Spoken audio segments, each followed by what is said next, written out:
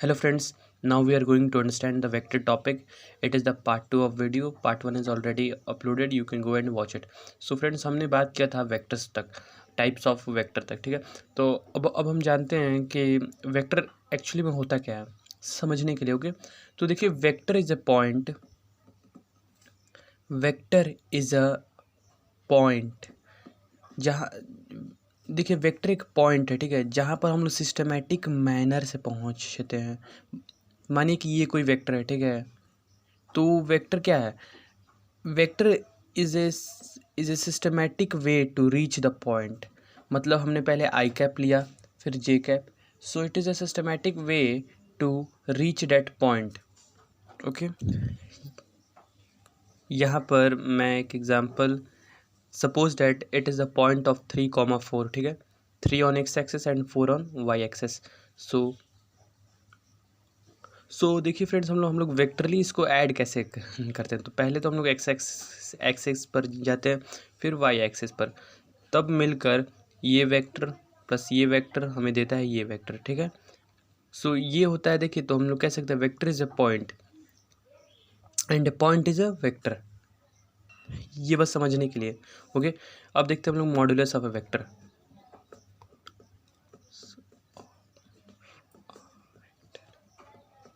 अब देखिए फिर यहाँ पर आप लोगों का कॉन्सेप्ट क्लियर होगा, ठीक है। देखिए मॉड्यूलस ऑफ ए वेक्टर क्या होता है। Modulus of a vector is a shortest path to reach that point. जैसे यहीं पे देख लीजिए, इसका मॉड्यूलस क्या होगा, मतलब मानिए कि 3 आई कैप गया है, 4 जे कैप, ठीक है। तो इसका मॉड्यूलस 3 का स्क्वायर प्लस 4 का स्क्वायर, जो कि दे देगा हमें 5, ठीक। तो ये आ गया हमारा 5। तो सो फ्रेंड, ये एक शॉर्टेस्ट पाथ है, ठीक है। मॉड्यूलस एक शॉर्टेस्ट वे है उस पॉइंट तक पहुंचने का, ठीक। ये ओपी है, ठीक है। तो ओपी वेक्टर और इसका मॉड्यूलस, ठीक है। अब देखिए हम लोग मॉड्यूलस देते कैसे हैं। मॉड्यूलस इसे हम लोग देते हैं पाइथागोरस थ्योरम से।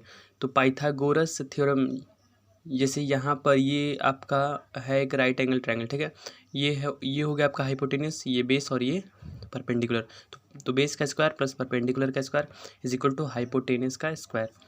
सो modulus of a vector is given by Pythagoras theorem. देखिए जैसे कि मानिए कि 5 है, क्या 5 एक वेक्टर नहीं है। मैं इसे एक्स एक्सिस पर 5 डिस्टेंस पर रिप्रेजेंट कर सकता हूँ, और मैं इसको इसको हम लोग प्रूव भी कर सकते हैं 5 को 5 with the help of modulus, ठीक है। मानिए कि ये ओ है, ये मानिए ए है, ठीक है, ठीक। तो यहाँ पर 5 ये डिस्टेंस गया है, ठीक है। सो मैं अगर पूछूं इसका मॉड्यूलस क्या होगा, तो मैं कहूँगा कि इसने वाई डिस्टेंस तो ट्रैवल किया ही नहीं है, ओनली एक्स। तो एक्स का स्क्वायर प्लस वाई का स्क्वायर, 0 का स्क्वायर, जो कि देगा हमें 5। तो ये आपका मॉड से 5 भी प्रूव हो गया, 5 को 5। ओके, सो ये होता है मॉड्यूलस ऑफ ए वेक्टर की कॉन्सेप्ट। अब आते हैं हम लोग डायरेक्शन पर। तो देखिए वेक्टर का डायरेक्शन देता है यूनिट वेक्टर। कौन देता है? Unit vector. और यूनिट वेक्टर क्या होता है? ये वेक्टर को डायरेक्शन देने को हम लोग यूनिट वेक्टर कहते हैं। ये एक unit vector is a vector which gives the direction of A on that vector, ठीक है। उसी वेक्टर पर उसका डायरेक्शन देता है यूनिट वेक्टर, और इसका मैग्नीट्यूड ऑलवेज 1 होता है। इसका मैग्नीट्यूड ऑलवेज 1 होता है। जैसे मानिए कि मेरे को एक्स एक्सिस पे ट्रैवल करना है, ठीक है। तो ये मेरे को एक्स एक्सिस पे डायरेक्शन देगा आई कैप, ठीक है। वाई एक्सिस पे जे कैप। अभी ये वाला देखेंगे हम लोग आगे, ठीक है। आई कैप, जे कैप, के कैप। तो अगर यूनिट वेक्टर को आप लोगों को समझना होगा तो मैं एक एग्जांपल भी ले सकता हूँ। जैसे मानिए फिर से वही पॉइंट है 3,4, ठीक है। ये हमारा ओ ए है, ठीक है। अब देखिए ओ A vector is equal to, मैं क्या कह सकता हूँ, ओ A into O A cap. ये हो गया हमारा मैग्नीट्यूड और ये हो गया हमारा डायरेक्शन। और हमें चाहिए ये O A cap is equal to O A vector upon में ओ ए, ठीक है। यहाँ पर ये कैप हो जाएगा। ओके ठीक। और अगर मैं O A cap is equal to 3 i cap plus में 4j कैप, ठीक है। ये आई कैप समझिए एक यूनिट वेक्टर है, ठीक है ना, और ये बाय 5 होगा, ठीक है, इसका मैग्नीट्यूड। अब देखिए अगर मैं ओ ए कैप का मॉड कर दूं तो ये मेरे को मिल जाएगा 3/5 का होल स्क्वायर प्लस में 4/5 का होल स्क्वायर, जो कि दे देगा हमको 9/25 प्लस 16/25, जो कि होता है 9 + 16 = 25/25, जो कि हमें दे दिया 1।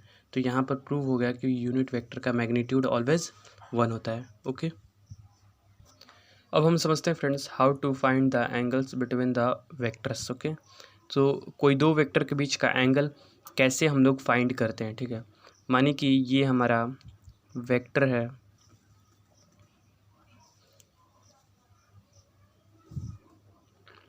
ये हमारा कोई वेक्टर ए है और ये कोई हमारा वेक्टर पी है। ओके सो यहाँ पर हमें जब भी कोई दो वेक्टर के बीच का एंगल अगर पता करना होगा, मानिए कि ये दे रखा है आपका 120 डिग्री। ओके तो कोई अगर मैं कहूँ कि what is the angle between vector A and vector P, so हमेशा से याद रखिएगा टेल और टेल के बीच का बनने वाला एंगल, उसका एंगल होता है ये वाला एंगल, मतलब 60 डिग्री।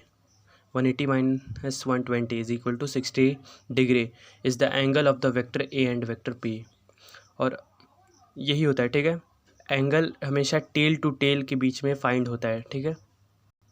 और अगर मैं कहूँ कि ये वेक्टर एक्स है और ये वेक्टर मानिए वाई है, ठीक है, इन दोनों के बीच का एंगल क्या होगा, तो देखिए ये हेड और हेड से मिले हैं, तो देखिए इसको काम कीजिए, इसको खींच, इसको नीचे की ओर खींच देना है हमें, ठीक है। क्या क्या करना है, खींचना है, ठीक है।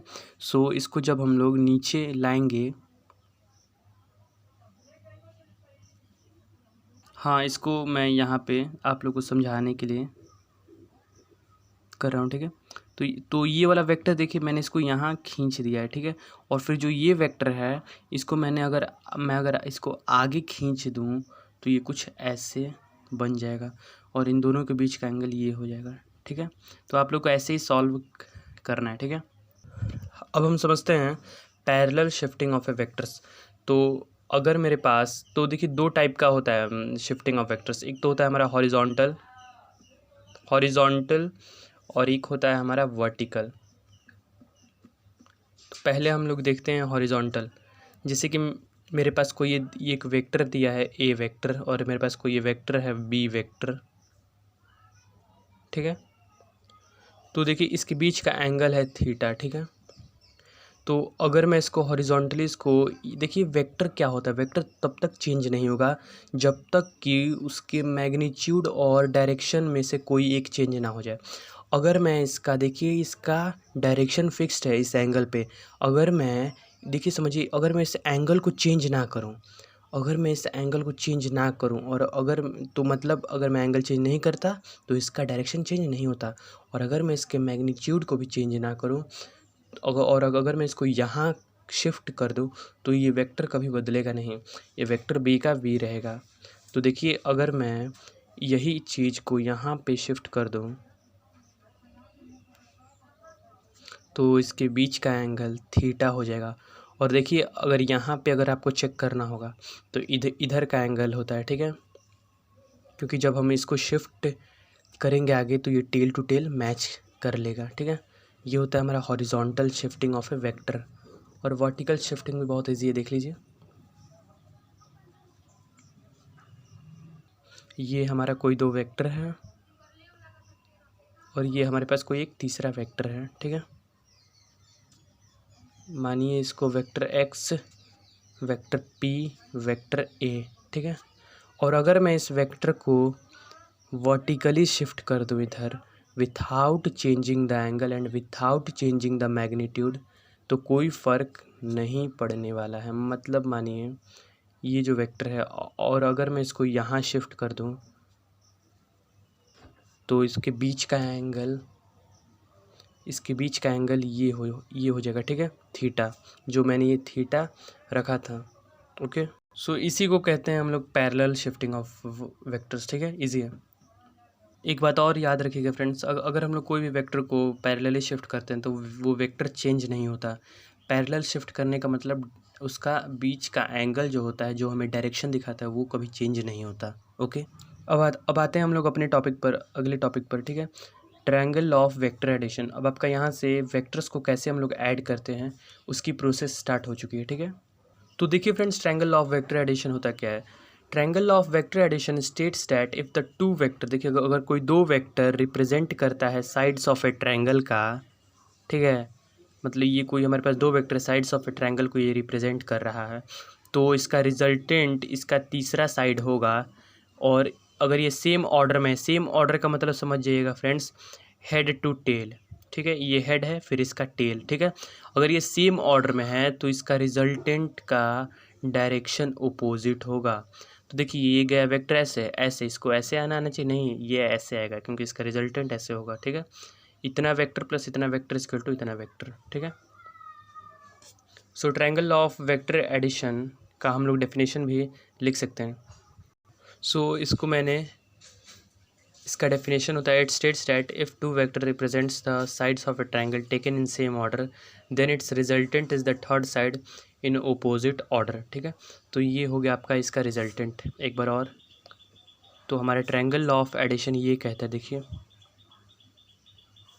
तो ये हो गया हमारा ट्रायंगल लॉ ऑफ एडिशन, ठीक। चलिए ये मानिए ए बी सी है, ठीक है। सो देखिए ए बी वेक्टर प्लस में B C vector is equal to A C vector होता है, ओके। ये मानते हैं इसके बीच का एंगल है अल्फ़ा, ओके। अब देखिए हम लोग इसका to find the magnitude of the resultant vector. अब देखिए हमें मतलब है रिजल्टेंट से, रिजल्टेंट वेक्टर का हमें मैग्नीट्यूड कैसे फाइंड करें। अब देखिए यहाँ पर आप पाइथागोरस थ्योरम नहीं यूज़ कर सकते, इसका मॉड्यूलस नहीं ज्ञात कर सकते, ठीक है, इजीली इस तरह। तो आपको इसका मेथड है एक और, ठीक है, मैं अब अभी इसको प्रूव करता हूँ। ओके, मानिए कि ये कोई वेक्टर है, ऐसे है, हमें इसका मैग्नीट्यूड बताना है। ये रिजल्टेंट आर है, ओ ए बी, ठीक है। और अगर मैं यहाँ से एक परपेंडिकुलर ड्रॉ कर दूँ, अगर ये अल्फ़ा है, ठीक है, तो अगर ये इसके बीच का एंगल हमारा थीटा है, ओके, ये हमारा मानिए ओ ए वेक्टर है, ये हमारा ए बी वेक्टर है, ये हमारा रिजल्टेंट दिया है ओ बी वेक्टर, ठीक है। सो ये देखिए मैं इसको यहाँ से cos theta is equal to होता है बेस अपॉन हाइपोटेनियस, इसको मानिए पी है, ठीक है, बेस ए पी अपॉन में ये वाला, ठीक है, cos theta equal to base upon में हाइपोटेनियस ए बी, ओके। इसका हम लोग यहाँ पर मैग्नीट्यूड ही लेंगे, ओके। तो A P is equal to हो जाएगा हमारा A B cos theta. So मैं इसकी जगह पे लिख सकता हूँ इतने डिस्टेंस को ए बी कॉस थीटा, ठीक है। और यहाँ पर मैं इसको sine theta is equal to होता है परपेंडिकुलर अपॉन में hypotenuse, so P B is equal to A B sine theta, ठीक है। सो इसको मैं लिख सकता हूँ ए बी साइन थीटा। तो अब देखिए, अब आप यहाँ पर, मैंने यहाँ ये एक राइट एंगल ट्रायंगल है, ठीक है, और ये पूरा भी एक राइट एंगल ट्रायंगल है। तो अब आप यहाँ पर पाइथागोरस थ्योरम लगाकर इसका रिजल्टेंट फाइंड कर सकते हैं बहुत ही ईजिली से, ठीक है। So by applying Pythagoras theorem, O B is equal to under root over O P का स्क्वायर प्लस में पी बी का स्क्वायर, ठीक है। तो यहाँ पर ओ पी देखिए क्या है, O P is equal to O A plus में ए बी कॉस थीटा, ठीक है हमारा। और हमारा A B P B is equal to है A B sine theta. So इसका अगर मैं स्क्वायरिंग कर दूँ तो O A plus A B cos theta. ये देखिए यहाँ पर वहाँ पे कुछ ज़्यादा ही कंजस्टेड हो गया था, ठीक है। तो यहाँ पर हम लोग by applying Pythagoras theorem O A का, देखिए O B is equal to O A का स्क्वायर प्लस में पी बी का स्क्वायर, ठीक है। सो ओ ए क्या है हमारा, सॉरी यहाँ पर ओ पी होगा, ठीक है। ओ पी क्या है हमारा, ओ ए प्लस में ए बी कॉस थीटा का होल स्क्वायर प्लस में पी बी क्या है हमारा, ए बी साइन थीटा का होल स्क्वायर, ठीक है। तो ए प्लस बी का होल स्क्वायर होता है ए स्क्वायर प्लस में बी स्क्वायर प्लस में 2ab oh into A B cos theta. और यहाँ पर ये हो जाएगा A B square sine square theta. तो अब देखिए यहाँ से, देखिए A B cos square theta और A B sine square theta, अगर मैं ए बी स्क्वायर को कॉमन कर लूँ तो sine square theta plus cos square theta हमारा 1 हो जाएगा। ओके, तो यहाँ से मैं कह सकता हूँ ओ ए का स्क्वायर प्लस मैं इसको डायरेक्ट लिख दे रहा हूँ, ठीक है, ठीक है। ए बी का स्क्वायर प्लस में 2 O A into A B cos theta, ठीक है। मैं यहाँ पर ओ ए को मान रहा हूँ एक्स, ठीक है, ए बी को मान रहा हूँ वाई, ताकि आप लोगों को थोड़ा सा समझ में आए। ओके, तो यहाँ पर हो जाएगा ये एक्स स्क्वायर प्लस में वाई स्क्वायर प्लस में 2xy कॉस थीटा। ओके, ये हो गया आपका vector addition, triangle of vector addition का रिजल्टेंट का फॉर्मूला, ठीक है। रिजल्टेंट का ये फॉर्मूला है, ठीक है। अब बात करते हैं रिजल्टेंट कितना एंगल बनाएगा। सो देखिए tan अल्फ़ा हो जाएगा हमारा ए बी साइन थीटा, क्या होता है, परपेंडिकुलर अपॉन में base. So O A plus में ए बी कॉस थीटा, इतना एंगल आपका बनाएगा, ठीक है। ये हो गया आपका एंगल का फॉर्मूला, बहुत इम्पोर्टेंट। ओके, अब हम लोग बात करते हैं अपने अगले टॉपिक की, जो कि है हमारा parallelogram law of vector addition.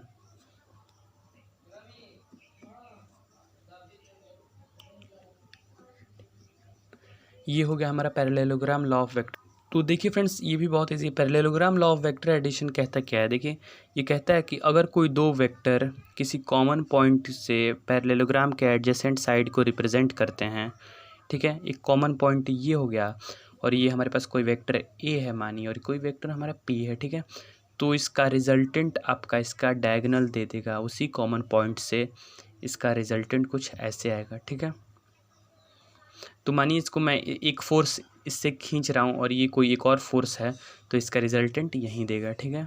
और देखिए रिजल्टेंट का आपको मैं ट्रिक मतलब बता रहा हूँ, ट्रिक नहीं कॉन्सेप्ट है, ठीक है। आप इसे कॉन्सेप्ट मानिए कि मैं 10 न्यूटन से यहाँ खींच रहा हूँ और 5 न्यूटन से यहाँ खींच रहा हूँ, तो इसका रिजल्टेंट इधर ज़्यादा आएगा, ठीक है, इस साइड की ओर। और अगर ये ग्रेटर होता तो इस साइड की ओर ज़्यादा आता, ठीक है। मतलब देखिए अगर जिस साइड का मैग्नीट्यूड ग्रेटर हो जा रहा है तो उस साइड का एंगल कम बनेगा, और जिस साइड का मैग्नीट्यूड कम हो जा रहा है उस साइड का एंगल ज़्यादा बनेगा। आप लोग इस तरह ऑब्जर्व भी कर सकते हैं, ठीक है। तो बात आते हैं parallelogram law of vector addition. तो ये देखिए फ्रेंड्स, मैंने इसका डेफिनेशन भी लिख दिया है। It states that if two vectors are represented in this way that both are adjacent side of the parallelogram on their and their resultant is the diagonal of parallelogram from that common point। इस common point को समझिए, ये common point है, ठीक है, जहाँ पे तीनों से हैं, ठीक है। सो यहाँ पर मैं एक बार और आप लोग को एक्सप्लेन कर दे रहा हूँ, ठीक है।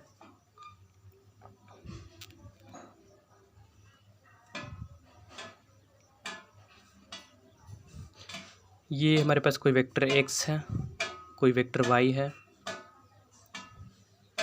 और ये कोई हमारा वेक्टर अल्फ़ा बना रहा है, सॉरी ये कोई हमारा एंगल अल्फ़ा बना रहा है। ये मानिए ये कोई वेक्टर हमारा ए है, ये हमारा कोई वेक्टर बी है, ठीक है, और ये हमारा कोई रिजल्टेंट है, ठीक है, और ये एक अल्फ़ा एंगल क्रिएट कर रहा है, ठीक है। सो इसके रिजल्टेंट का मैग्नीट्यूड हम लोग कैसे देंगे, ठीक है, आइए इसको भी देखते हैं। तो यहाँ पर पैरेलल शिफ्टिंग का कॉन्सेप्ट यूज़ हम लोग का होगा, ठीक है। फिर से देखिए, ये हमारा वेक्टर ए है, ये वेक्टर बी है, ये हमारे पास कोई रिजल्टेंट आर है, ठीक है, कोई रिजल्टेंट हमारे पास आर है। और देखिए अगर मैं इसको पैरेलली शिफ्ट कर दूँ इस बी वेक्टर को, तो ये कुछ हमारा ऐसे आ जाएगा, ठीक है। थोड़ा सा और इसको कर दे,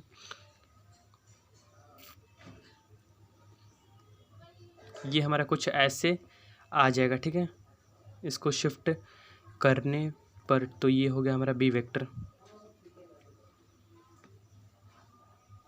तो अगर मैं यहाँ से एक परपेंडिकुलर ड्रॉ कर दूँ, मानिए ये एक हमारे पास है एक परपेंडिकुलर, ठीक है। सो यहाँ से ये वैसे ही फॉर्म हो चुका है, क्या, कौन सा, triangle law of vector addition आप यहाँ से यूज़ कर सकते हैं। ये हो जाएगा आपका बी कॉस थीटा, ये हो जाएगा आपका बी साइन थीटा, और आपका इसका रिजल्टेंट भी ऐसे हो जाएगा, ठीक है।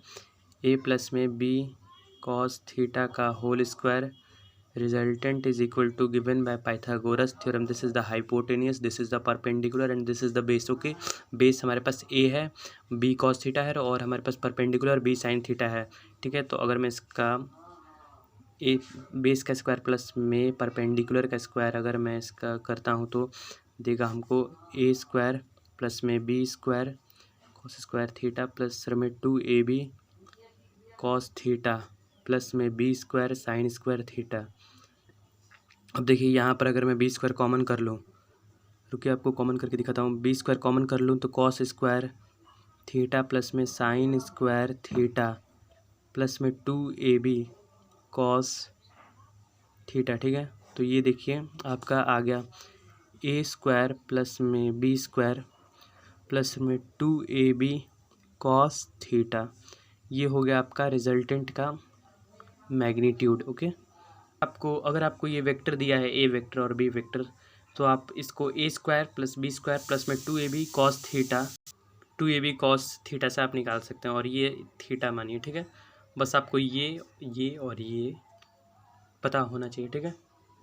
यहाँ से आप इसका थीटा भी निकाल सकते हैं, tan theta is equal to perpendicular upon में हाइपोटेनस बी साइन थीटा। इस ट्रायंगल की बात कर रहे हैं हम लोग, ठीक है। बी साइन थीटा अपॉन में ए प्लस में बी कॉस थीटा। इसको याद करने का एक ट्रिक भी होता है।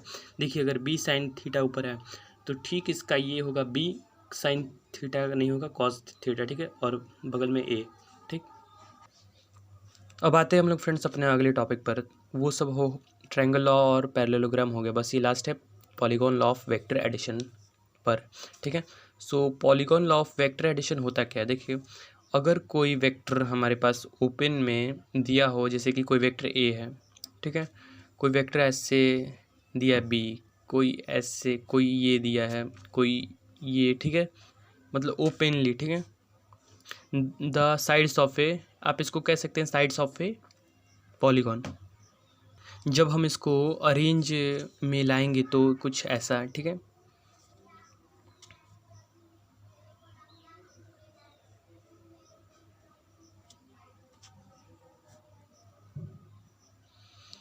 ये हमारा कुछ ऐसा आएगा, ठीक है।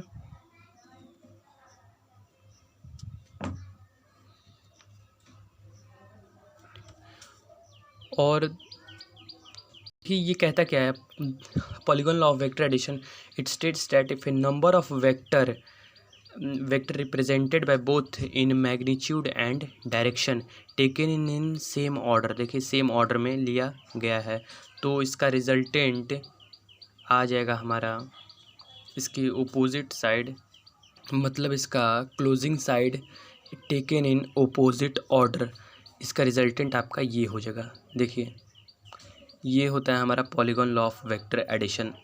मतलब कैसे भी अगर दिया हो कोई भी साइड्स को, तो उसको हम लोग रीअरेंज करके दे सकते हैं, ठीक है।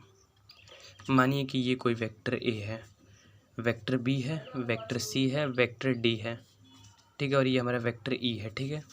तो इसको हम लोग देते कैसे हैं, देखिए इसका बेस वही है, देखिए triangle law of vector addition से पहले हम लोग तो ये वाला वेक्टर निकालेंगे, ये वाला रिजल्टेंट नंबर 1, ठीक है। फिर हम निकालेंगे रिजल्टेंट नंबर 2, जब आपका ये निकल जाएगा, देखिए ये आपका निकलेगा कैसे, देखिए ये सब एक दूसरे पर परपेंडिकुलर है, ठीक है। तो आप यहाँ से रिजल्टेंट का फॉर्मूला यूज़ कर सकते हैं a² + b², या फिर नहीं भी तो आप इसका रिजल्टेंट, सॉरी ये ज़रूरी नहीं है कि ये सब परपेंडिकुलर आपको मिलेंगे, ठीक है। आप इसका रिजल्टेंट का फॉर्मूला यूज़ कर सकते हैं ट्रायंगल ऑफ वेक्टर एडिशन से। क्या होता है, √a² + b² प्लस में 2ab cos थीटा। अगर आपको इसके बीच का एंगल पता हो तो आप इसका रिजल्टेंट ईजिली निकाल सकते हैं, ठीक है। तो जब आप इसका रिजल्टेंट निकालेंगे तो आपका ये वाला मिल जाएगा, ठीक है, कुछ ऐसा, ठीक है। फिर जब आपको ये वाला हो जाएगा तो फिर आप वेक्टर सी की हेल्प से आप ये देखिए ये हो जाएगा आपका एक और वेक्टर, ठीक है। फिर ये वेक्टर सी के हेल्प से आप ये इसका रिजल्टेंट निकालेंगे, क्योंकि देखिए ये वेक्टर प्लस ये वेक्टर आपका ये वेक्टर देगा, ठीक है। अब देखिए अब आप यहीं से जब आपको ये वेक्टर मिल जाएगा, देखिए ये वेक्टर प्लस ये वेक्टर, देखिए ये सब सेम ऑर्डर में है, ठीक है, और आपको ये वाला रिजल्टेंट आपको मिल जाएगा। तो ये इसका रिजल्टेंट फाइनली फिर आपको इसका मिल जाएगा। तो देखिए इसका बेस होता है ट्रायंगल ऑफ वेक्टर एडिशन से, ठीक है। ये θ2 मान लीजिए और इसको θ3 मान लीजिए, ठीक है। तो ये देखिए फ्रेंड्स, मैंने इसका डेफिनेशन भी लिख दिया है। देखिए इस डेफिनेशन से आपको और क्लैरिटी हो जाएगी। देखिए समझिए, it states that if a number of vector represented both in magnitude and direction, तो देखिए ये नंबर ऑफ वेक्टर्स थे कि नहीं, और ये बोथ मैग्नीट्यूड भी और डायरेक्शन से रिप्रेजेंटेड है, ठीक है, direction by the open side of polygon. देखिए ये आपका साइड ऑफ एक पॉलीगॉन है, ओपन साइड, ठीक है, taken in same order, then their resultant is, अब देखिए इसका रिजल्टेंट ये होगा, टोटल का रिजल्टेंट ये होगा, सॉरी ये, ठीक है, इस पूरे पॉलीगॉन का रिजल्टेंट ये होगा, ठीक है। Then the resultant is represented both in magnitude and direction, देखिए मैग्नीट्यूड भी है और एक डायरेक्शन भी है, by closing side of the polygon in opposite order. तो देखिए जब ये पॉलीगॉन को अब बंद कर रहा है ओपोजिट ऑर्डर में, ठीक है, तो ये होता है आपका polygon law of vector addition. इसका बेस होता है triangle law of vector addition से, ठीक है, इसको हम लोग देते हैं, ठीक है। अब देखिए फ्रेंड्स, मैं आप लोगों के लिए क्वेश्चन भी लाया हूँ, ठीक है। ये देखिए ये HC वर्मा का क्वेश्चन है, ठीक है। यहाँ पर ये कोई वेक्टर हमारे पास A है, वेक्टर B है और वेक्टर C है। ये देखिए इसका दे रखा है मैग्नीट्यूड आपको 5√2, इसका 1 मीटर और मतलब वही 1/3, ठीक है, और ये आपका 45 डिग्री, ठीक है, इस एंगल पर ये सबस्टेंडेड है, ठीक है। तो आप लोगों को बताना है इसका एक्स कंपोनेंट। तो एक्स कंपोनेंट आप इसका बताएंगे, तो देखिए पहले हम लोग इस ट्रायंगल को कंसिडर करके इसका एक्स कंपोनेंट निकाल सकते हैं। तो ये वाला हो जाएगा, आप देखिए हम लोग को एक्स कंपोनेंट से ही मतलब है, मतलब इतना फिर इसका जो भी होगा सो हम लोग देख लेंगे, ठीक है। तो इसका हो जाएगा cos 45 डिग्री इंटू 5√2, ठीक है। तो cos 45 डिग्री की वैल्यू होती है 1√2 इंटू 5√2, सो √2 से √2 कैंसिल, ये हो गया हमारा 5, ये वाला आ गया हमारा 5, ठीक है, और ये 1 मीटर। तो देखिए इसका हमारा एक्स कंपोनेंट 1 मीटर ही रह जाएगा। सो टोटल 5 मीटर प्लस में 1 metre is equal to 6 metre. अब देखिए मैंने इसका एक्स कंपोनेंट क्यों नहीं निकाला, क्योंकि ये तो एक्स पे ट्रैवल किया ही नहीं है। देखिए ये पॉइंट से रिप्रेजेंट करते हैं, ये वाई पर गया है, ठीक है, इसका हम लोग का वाई निकलेगा, ठीक है। और सेकंड क्वेश्चन है वाई कंपोनेंट। अब देखिए अब हमें इसका वाई कंपोनेंट को निकालना है, ठीक है। तो हम देखेंगे ये वाई पर कहाँ कहाँ गया है। तो इसका वाई कंपोनेंट हो जाएगा साइन 45 डिग्री, इसका इस ट्रायंगल का साइन 45 डिग्री इंटू 5√2। तो साइन 45 डिग्री की वैल्यू होती है 1/√2 इंटू 5√2। तो √2 से √2 कैंसिल इक्वल टू 5, तो ये आ गया 5, ठीक है, मीटर। इसको मैंने दिया कैसे, साइन 45 डिग्री इंटू 5√2, तो मैं लिखूंगा पहले sine theta is equal to perpendicular upon में हाइपोटेनस। तो इसकी वैल्यू ये है, इतना इज इक्वल टू h, यहाँ चला जाएगा तो इससे मल्टीप्लाई हो जाएगा, तो आपका मिल गया 5, ठीक है। अब देखिए अभी इसने y पर तो कोई डिस्टेंस ट्रैवल किया नहीं है, इसने किया है 3 मीटर, तो मैं इसमें प्लस कर दूंगा 3 मीटर, जो कि मिल जाएगा मेरे को 8 मीटर वाई कंपोनेंट। अब देखिए अगर मैं आपसे पूछूं कि इसका रिजल्टेंट क्या होगा, तो मैं इसका रिजल्टेंट यही ना होगा। आप देखिए 6 आई कैप गया है और 8 जे कैप गया है, मतलब एक्स पर इतना और वाई पर इतना, और इसका रिजल्टेंट का मैग्नीट्यूड बहुत ईजी है, 6 का स्क्वायर प्लस में 8 का स्क्वायर 36 प्लस में 64 हमें दे देगा 100, और 100 का होता है स्क्वायर रूट 10। तो ये हो गया आपका एक क्वेश्चन, ठीक है। अब देखते हैं फ्रेंड्स हम लोग अपना अगला टॉपिक सब्ट्रैक्शन ऑफ वेक्टर्स। तो वेक्टर को सब्ट्रैक्ट हम लोग कैसे करते हैं। मानिए कि ये कोई हमारे पास वेक्टर ए है, देखिए ये भी बहुत इजी है, इसका कॉन्सेप्ट बस आप लोग को देखिए, जितना आप लोग समझ सकते हैं क्लास 11th में उतना समझिए, वो आप लोग के लिए फ़ायदा होगा। ये हमारे पास वेक्टर ए है, फिर ये हमारे पास वेक्टर बी है। सो हम लोग इसका रिजल्टेंट देते हैं कैसे, vector A plus vector B. हाँ ये तो अब देखिए अगर मैं कहूँ कि vector A minus vector B क्या होगा, देखिए तो वेक्टर बी पर अगर आप गौर फरमाएं तो ये एक नेगेटिव डायरेक्शन में है। मानिए कि ये वेक्टर बी अभी पॉजिटिव में है, तो वेक्टर बी कहाँ होगा, इसके नेगेटिव डायरेक्शन में। क्या मैं vector A minus vector B को, क्या मैं वेक्टर ए प्लस में माइनस का वेक्टर बी नहीं लिख सकता। मतलब समझिए वेक्टर किसी भी दो वेक्टर को सब्ट्रैक्ट करने का मतलब होता है जोड़ना ही, ठीक है। लेकिन उसके ओपोजिट डायरेक्शन में जोड़ने को ही सब्ट्रैक्शन ऑफ वेक्टर कहते हैं। सबसे बड़ा यहाँ पे कॉन्सेप्ट उठता है, देखिए उसके ओपोजिट डायरेक्शन, ये देखिए ये नेगेटिव साइन क्या डिनोट करता है, इसका ओपोजिट डायरेक्शन, उसके ओपोजिट डायरेक्शन के में जोड़ने को ही हम लोग सब्ट्रैक्शन ऑफ वेक्टर्स कहते हैं, ठीक है। बस यही होता है। तो अगर मैं इसका निकालना चाहूँ रिजल्टेंट, ये हमारे पास वेक्टर ए और वेक्टर बी है, ओके। इसका रिजल्टेंट कुछ गया ऐसे, ठीक है, in the angle of alpha, ठीक है। अब मैं कहूँगा कि vector A minus vector B का आप रिजल्टेंट निकालिए, तो मैं क्या करूँगा, वेक्टर ए माइनस है वेक्टर बी, तो मैं जोड़ दूंगा इसके नेगेटिव डायरेक्शन में, उसके ओपोजिट डायरेक्शन में। ओपोजिट डायरेक्शन का मतलब 180 डिग्री, ठीक है। ये यहाँ है तो इसका ओपोजिट यहाँ होगा, ठीक है। सो इसके 180 डिग्री पे मैं इसको खींच दूंगा, ठीक है, समझने के लिए, ओके। तो यहाँ से ये वेक्टर हो गया और ये हो गया हमारा माइनस वेक्टर बी, ठीक है। सो इसका रिजल्टेंट कुछ ऐसे चला जाएगा, ठीक है। कैसे, देखिए ये भी हमारा एक पैरेललोग्राम लॉ से हम लोग इसको कर सकते हैं। एक पॉइंट है, इसके डायगोनल से इसका ऐसे चला जाएगा, ओके। ये वाला मानिए इसने पूरा एंगल बनाया था थीटा, तो ये वाला एंगल हो जाएगा हमारा 180 माइनस थीटा। 180 में ये देखिए एक स्ट्रेट लाइन का एंगल होता है 180, सबको ये बात पता है, ठीक है। 180 माइनस थीटा, मैं इसको यहाँ पे डिनोट कर दे रहा हूँ, 180 माइनस थीटा, ये वाला पूरा एंगल हो जाएगा, ठीक है।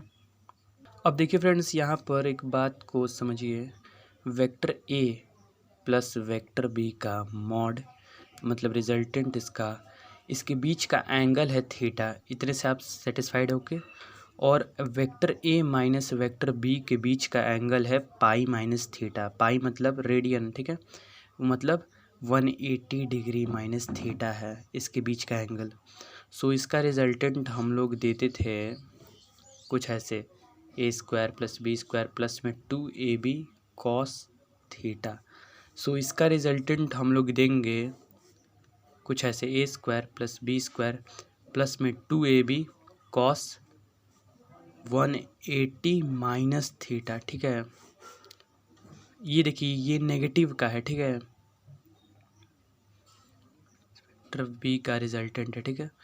तो ये हो जाएगा A square plus B square plus में 2ab कॉस 180 माइनस थीटा होता है माइनस का कॉस थीटा। तो देखिए आपका निकल गया A square plus B square minus 2ab cos theta.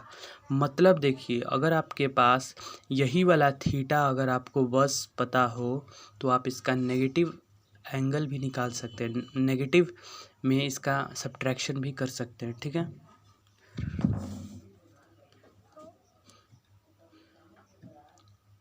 अब देखते हैं फ्रेंड्स हम लोग अपना स्पेशल केसेस, ठीक है, स्पेशल केसेस। तो देखिए एडिशन ऑफ वेक्टर में स्पेशल केसेस में A square plus B square plus में हम लोग जब ऐड करते हैं vector A plus vector B का रिजल्टेंट होता है A square plus B square plus 2ab cos theta. क्या हो अगर थीटा 90 डिग्री हो जाए, तो देखते हैं A square plus B square plus में 2ab कॉस थीटा 90 डिग्री मतलब उसकी वैल्यू होती है 0, तो ये वाला कैंसिल हो जाएगा और ये आपका ए स्क्वायर प्लस बी स्क्वायर आ जाएगा। मतलब समझिए अगर कोई भी दो वेक्टर के बीच का एंगल अगर 90 डिग्री होता है तो मैंने आपको बताया था कि डायरेक्ट हम लोग पाइथागोरस थ्योरम लगा देते हैं, जो कि ये आ गया है। ठीक है, अगर क्या हो इसके बीच का एंगल 0 डिग्री हो जाए, 2ab कॉस थीटा की वैल्यू 0 डिग्री, तो कॉस 0 1 मतलब 2ab, तो ये हो जाएगा आपका इतना। ठीक है, क्या हो अगर vector a is equal to vector b हो जाए। ठीक है, तो मैं इसको लिख सकता हूँ ए स्क्वायर प्लस में 2a² कॉस थीटा। ठीक है, सो इसको मैं लिख सकता हूँ 2a² प्लस में 2a² cos theta. So 2a² common, 1 plus में cos theta, 1 plus cos theta का फॉर्मूला होता है 1 plus cos theta according to trigonometry 2 cos square theta upon 2, इसका होता है फॉर्मूला। सो मैं लिख दूंगा 2a² into 2 cos square theta upon 2। सो ये होगा 2 इंटू 2 4, जब ये बाहर आएगा तो 2a² का a, फिर कॉस स्क्वायर थीटा का कॉस थीटा अपॉन 2, ये हो जाएगा आपका। ठीक है, ये कुछ स्पेशल केसेस है, इसको रिमेंबर कीजिएगा।